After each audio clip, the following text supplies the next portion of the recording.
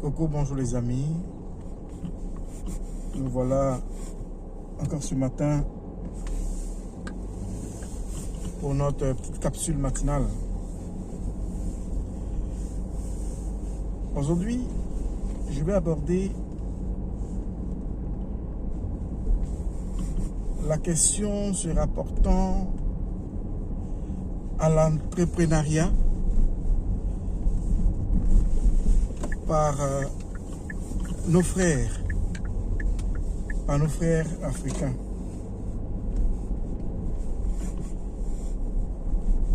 J'ai des petits constats à faire, pas pour juger, mais je m'interroge. Et cette vidéo, c'est pour que nous puissions nous interroger tous sur un état de fait qui, je ne vais pas dire me bouleverse, mais qui m'intrigue.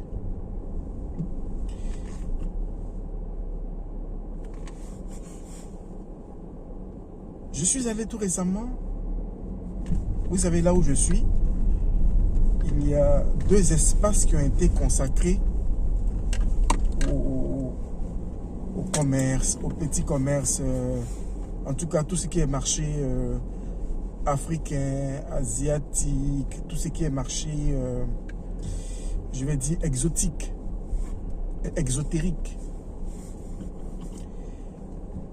Et mes amis africains, pour ne pas dire mes frères africains noirs, avant, il y a une époque, étaient propriétaires de plusieurs magasins qu'on appelait des magasins africains, où on pouvait avoir tout ce qui est bouffe africaine, parce que ici en Europe, voilà, donc tout ce qui est consommation africaine, les Européens ne s'y connaissant pas trop, ils ont préféré laisser ce commerce-là entre nous et dans nos mains. Mais je trouve que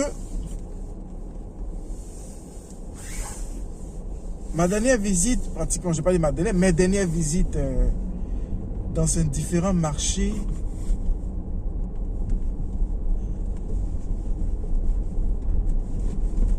ont révélé un constat qui est choquant.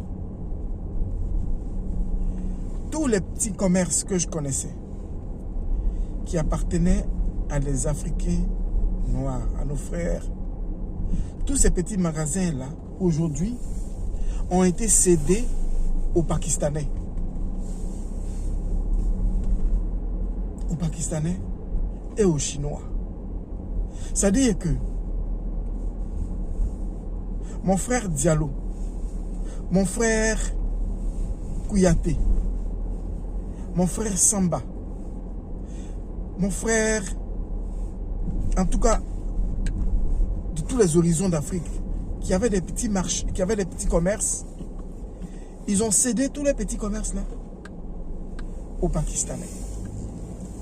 De sorte qu'aujourd'hui, la banane que je vais acheter pour faire mon foutou, cette banane là, c'est le Pakistanais qui me le vend. Le ndolé, c'est le Pakistanais qui me le vend. La tchéké, c'est le Pakistanais qui me le vend. Nos frères n'ont pas pu résister parce qu'ils n'avaient pas... Je vais dire qu'en fait, ce qui me choque, c'est qu'ils n'avaient pas une concurrence forte pour dire que les Européens leur faisaient la concurrence. C'était un marché qui était à eux. Parce que c'est eux qui connaissent un peu les réalités, qui connaissent un peu nos produits et tout ça. Mais aucun, je ne vais pas dire aucun, mais la plupart de ces personnes-là n'ont pas résisté. Tous les magasins ont été vendus aux Pakistanais. Ce sont aujourd'hui les Pakistanais qui tiennent ces magasins et qui font prospérer ces magasins. Et nous-mêmes, qui avions le marché là, tous nos magasins, j'ai dit, le commerce n'a pas prospéré. Mais je trouve ça un peu dommage et un peu choquant.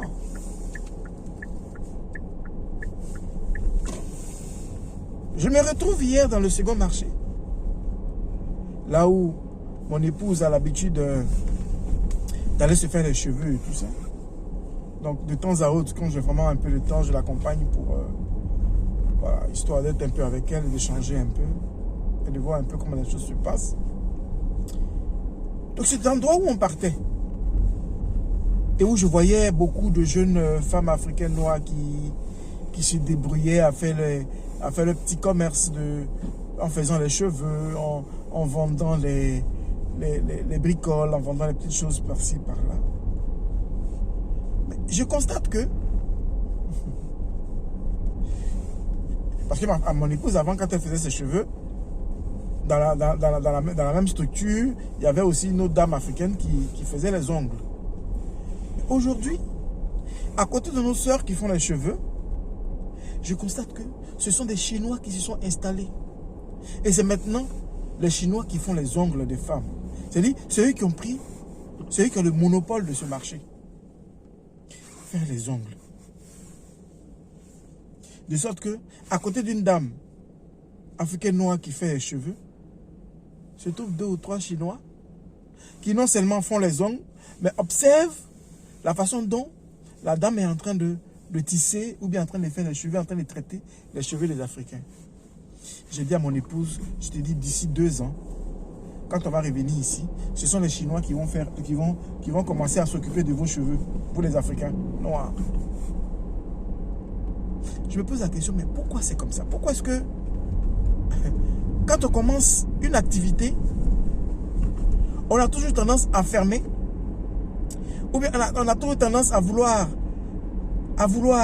s'enfermer dans une bulle et ne pas tendre la main à nos frères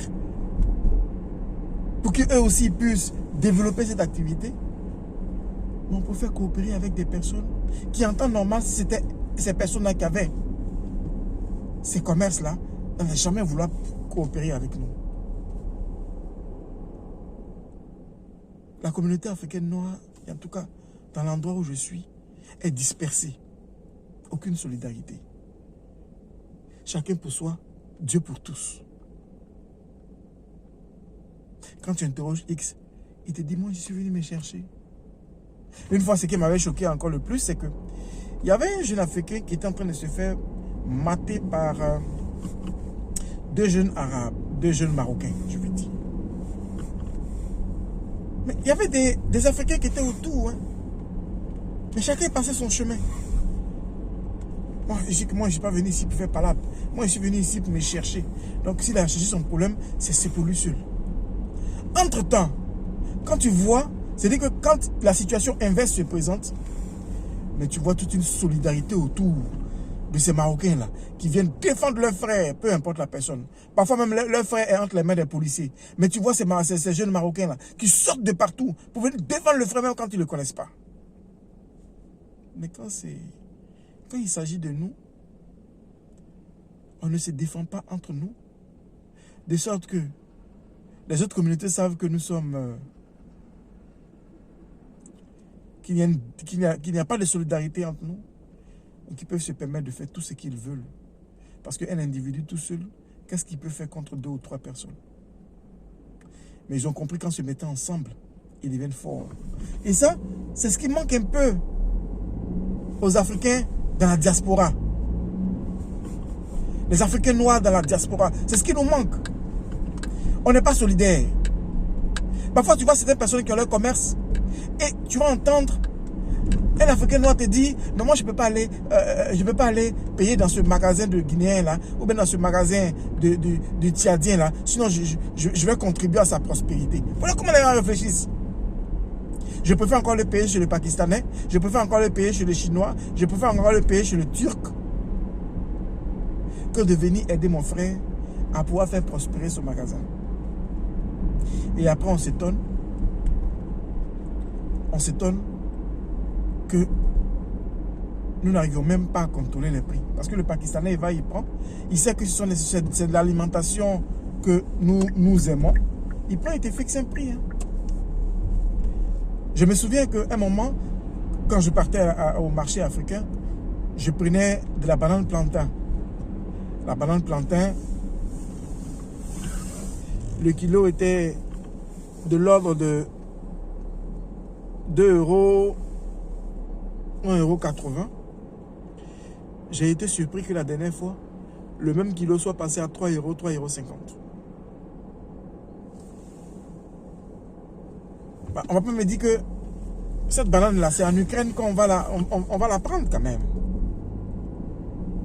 Hein? On va me dire que c'est la guerre en Ukraine qui fait que je ne peux pas acheter ma banane. Parce que la banane n'est pas produite en Ukraine. Je suis désolé. On va te parler de non, comme il y a la guerre en Ukraine, il y a la crise énergétique, le pétrole a augmenté. Donc tout ça, ça a des répercussions sur le coût de transport. Et donc répercussions sur la chose qu'on appelle ça, le prix du produit dont on a besoin. Bon, d'accord, je peux bien comprendre ça. Mais je ne peux pas comprendre que les magasins qui ont été mis, c'est-à-dire les magasins que nous avions, que nous n'arrivions pas à les faire prospérer.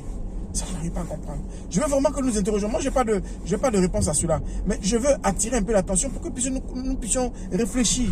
Qu'est-ce qui se passe? Qu'est-ce qui fait que nos magasins africains noirs là ne prospèrent pas? En tout cas, moi, en Europe, ici, dans la zone où je suis, en Belgique, pourquoi ça ne prospère pas? Alors qu'au départ, on avait ces endroits-là qui nous avaient été dédiés. Aujourd'hui, tous ces endroits-là sont, je vais dire annexés, sont pris par les Pakistanais et consorts. En tout cas, c'était ma petite capsule de ce matin pour que nous puissions réfléchir.